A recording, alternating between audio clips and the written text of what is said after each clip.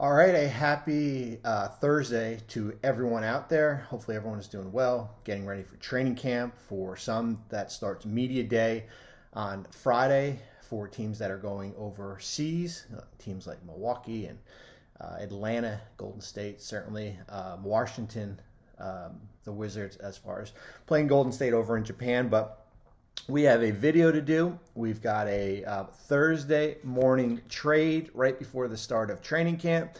We all thought Bojan Bogdanovic would be traded. I don't think many of us thought it was going to be Detroit. I think some of us thought it was going to be the Lakers or maybe Phoenix. I think Phoenix we certainly heard a lot about in the last couple weeks here. But Bogdanovic goes to the Pistons in a three-player trade, 2-for-1. Kelly Olynyk, Saben Lee goes to Utah, and Bogdanovic goes to the Detroit Pistons.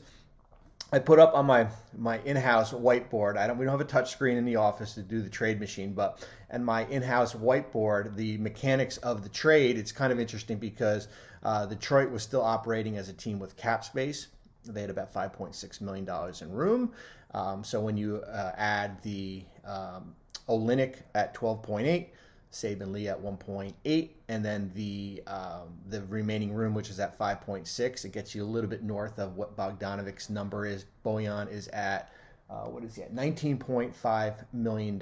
So 20.2 gets you within that number, so you don't have to aggregate. Usually in trade rules, where you're combining the contracts, then you're either getting with 125% or 175% of that number because they are using room. Detroit is. It works. There's no, if they didn't have room, the trade likely would not have worked because it would not have been within that $5 million or 175%. But because they still had some room carved out, the deal works here. So it's a 2-for-1 trade. How it helps Detroit, we'll talk basketball-wise in a couple minutes here, but how it helps Detroit kind of cleans up their roster. They had to make 2 roster cuts, including Kemba Walker at the end of training camp.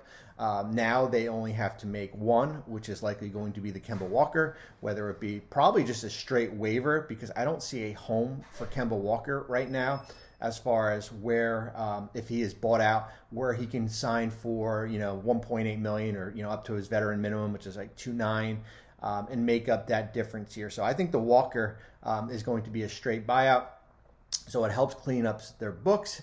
It helps them on the court with Bogdanovic, who certainly is coming off one of his better seasons in Utah. He's on an expiring $19.5 million contract. I'm looking at their depth chart right now, kind of figuring out what they do. You could do a lot of different things. You've got Saben Lee and Marvin Bagley kind of as your front court. You could go, Saben. You can go. Sadiq Bey. I got like writer's block. So you could go Sadiq Bey, you go Bogdanovic, you go Bagley kind of as your front court. You can have Isaiah Stewart come off the bench. There's a lot of different mechanics there as far as how that works. I really like it for Detroit on the court now, how he helps that roster. What I also like is that now they acquire a trade asset. The value of Bogdanovic is higher than the value of Kelly Olynyk and Saben Lee. No offense to those two players. The interesting twist here is usually there's a 60-day waiting period as far as when a player is traded because of the aggregation rules as far as when you can trade that player. Certainly you can trade a player for one-on-one, but because Detroit is acquiring Bogdanovic with room, the 60-day window now goes out the window here. So you could move, let's say if the Lakers called tomorrow and said, we want Alec Burks, we want Bogdanovic, we want who's another? Nerlens Noel, let's say. And we'll give you an unprotected one and a pick swap and maybe something else here. You can do that deal as soon as this trade gets finalized. So if the deal gets finalized on Friday, you can do it on Friday. You can do it on Monday. So it gives you a little bit of an extra incentive because of the cap space rule where the contracts are not aggregated. So I like it a lot for Detroit. As I said, I like it for how they can basically roll out, this roster here. Are they a play-in team?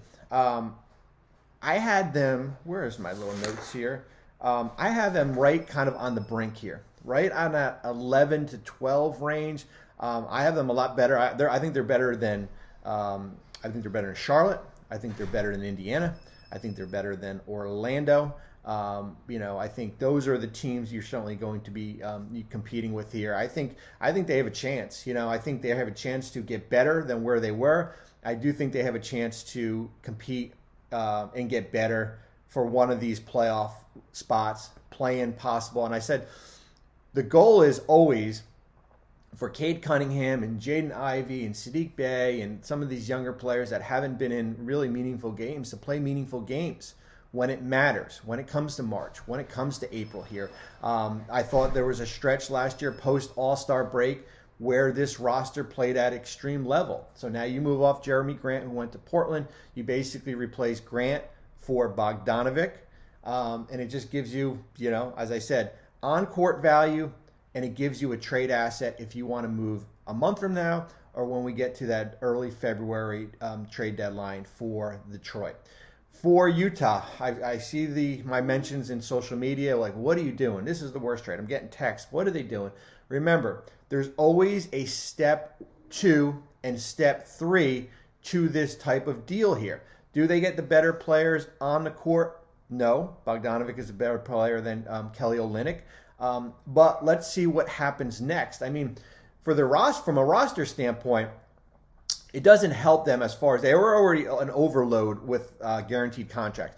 Now they get to 18 guaranteed contracts. They're going to have to trade or waive 3 players. That's going to be the next step. You've got until October 15th to decide who that's going to be.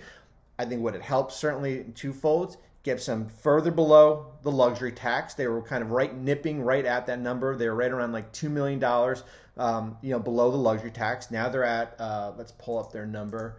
They are at $6.9 million, so it gives them some breathing room to go out and maybe do a deal and take back money.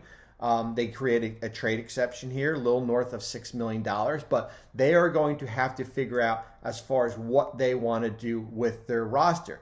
You basically have, and I'm looking at it here, like who is the odd man out? Who are the 3 odd men out? So there's got to be another deal that we're going to be seeing down the pike here in the next 3 weeks as far as what's going to happen. I mean, let's just go through this. And you signed Cody Zeller to a non-guaranteed contract. Mike Conley, Lauri Markkanen, Colin Sexton, Kelly Olynyk. And stop. Well, you can't stop, but say stop when you think of a guy that's going to be waived outright. Taylor Horton-Tucker, Clarkson, Beasley, Vanderbilt, Balmero, possibly, but is he a young player, young guard? Rudy Gay, possibly. Nikhil Alexander-Walker, Ochai Agbaji, no. Simone Fontecchio, no. Udoka Azubuike, no. Unlikely. Saben Lee, possibly. Jared Butler, likely not. Walker Kessler, Stanley Johnson. So what 3 guys? There's not a definite 3 guys out of there that are going to be waived outright. So that's why I'm saying there's another deal out there to help this team clean up the roster here. And that's why I said, let's not overreact. Let's not give them an F because Bogdanovic didn't turn into first. But let's see what maybe Kelly Olynyk turns into two months from now or closer to the deadline. So Olynyk's got 12-8 this year, 12-2 next year. It's $3 million guaranteed. There's a trigger date on his contract.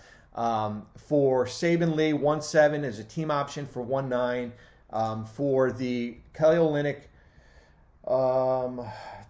it's June 28th or 3 days before the first day of the 2023-24 season. So they've got flexibility there. So it's only $3 million guaranteed. I think also, and I'm going to pull up their depth chart too, I think what it does too, it gives them some security, a little bit of insurance that he gives you an NBA level player at the center position here. Because right before that trade, I'm looking at Sexton, Conley, Horton-Tucker, Markkanen, Vanderbilt. So basically, you could put Olynyk as your backup 5. You could start Olynyk. Serviceable big, right? Coming off a year averaging 9 points a game. Had career highs. I'm pulling up his stuff right now. I don't have to educate the viewers as far as what we have here, but 610 games, 10 points per 10 points per game, 36.5 from 3, 5-point rebound. A serviceable big on certainly a movable contract here. So do not overreact in Utah. There is going to be another step 2, a step 3, a step 4 as far as who is going to get moved next year. And I think certainly you're thinking, well, wait a minute. we could have got a first for Bogdanovic. Well, the first value wasn't there. The first wasn't there for Phoenix right now, let's say, the team that was linked to them. Who knows what's going to happen in Phoenix as far as are they going to have handcuffs as far as what moves they're going to move. The Lakers, certainly, we've talked about, but that would have involved, Conley and Bogdanovic and Clarkson and Beasley, and it would have been a real big deal, and I don't think that was something that was going to happen before training camp here. So I understand it from the Jazz perspective if there is another step 2 and step 3 to the deal. So on the surface, I like it for Detroit. On the court, as I said, and then as I said, down we get to February, maybe next month, where Bogdanovic could potentially be flipped again. So that is a 10-minute trade recap when you talk about the Jazz and we talk about Detroit. We'll get ready for training camp. We've got a monster training camp primer that's coming out next Monday. I'm going to do 6 videos on each division. Yes, we do talk about divisions here. I'm going to start taping them Monday night. Certainly the news in Boston with Ime Udoka getting suspended, it definitely throws a wrinkle into everything here.